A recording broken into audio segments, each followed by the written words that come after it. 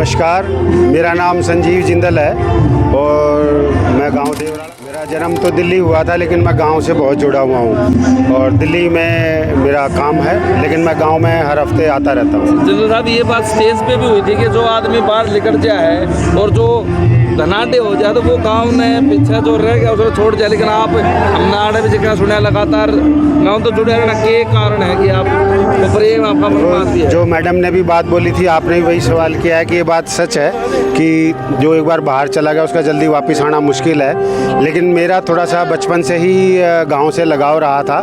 लोग बचपन में 2 महीने की छुट्टियों में अपने घूमने जाते थे, लेकिन मैं सीधा गांव ही आता था।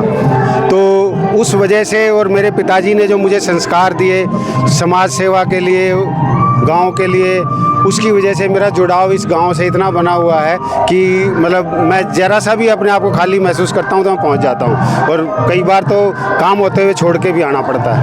आज कैबिनेट मंत्री सुरती चौधरी जी आई हुई थी और आज जो है उद्घाटन आपने करवाया है, तो कैसे प्रोग्राम ये बना, कैसे ये हुआ कि भाई मंत्री जी को बुलाना है? मतलब इसके पीछे खास वजह तो ये थी कि ये जो आप पीछे मंदिर देख रहे हैं बाबा मुंगवा मंदिर, ये हमारे जिंदल परिवार से द्वारा बनवाया गया था। तो इसका उद्घाटन भी श्रीमती किरण चौधरी जी ने किया था।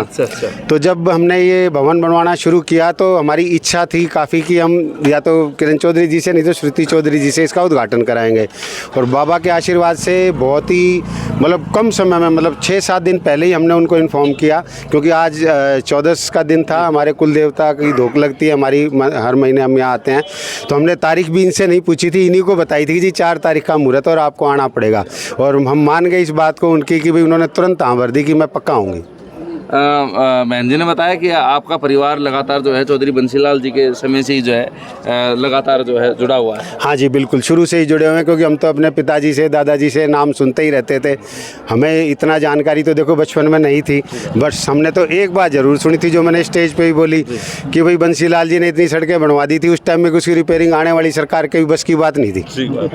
ये मैंने सुनी थी। अच्छा जनरल साहब, एक चीज़ है कि अगर बाकी हरियाणा की बात करें तो भाई सेंटर में भाजपा और हरियाणा में भाजपा, तो डबल इंजन की सरकार मानी जाती है।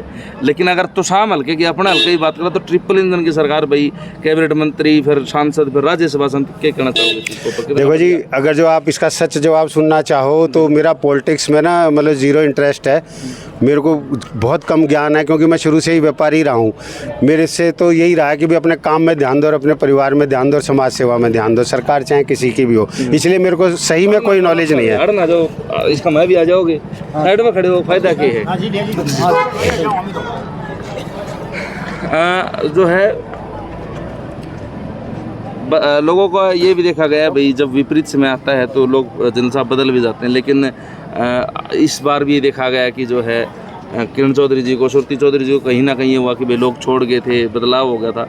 जो लोग पीछे साथ जुड़े रहे, मतलब ये कितनी अच्छी बात है कि भाई लोगों ने दामन थामे रखा और अब मंत्री हैं। मतलब देखो, ये तो एक भरोसे वाली बात होती है। मुझे अभी तक याद है, क्योंकि मैं गांव पिछले 4 साल से तो बहुत ही कंटिन्यूसली आ रहा हूं। तो ये इलेक्शन से पहले जब श्रुति अपने किरण चौधरी जी आई थी यहाँ, तो उनका भी हमने स्वागत किया था। तो ना एक मेरा वोट भी नहीं है यहाँ पर अगर देखा जाए तो, लेकिन एक मन के अंदर एक भावना है कि हाँ भी हमने सुना है इनके बारे में कि भी काम करती हैं भाई गांव का विकास। तो देखो, सरकार कोई भी किसी भी सरकार में जाए, हमारा तो यही लगता है कि जो विकास कार्य करे उसी के साथ है। जी, धन्यवाद।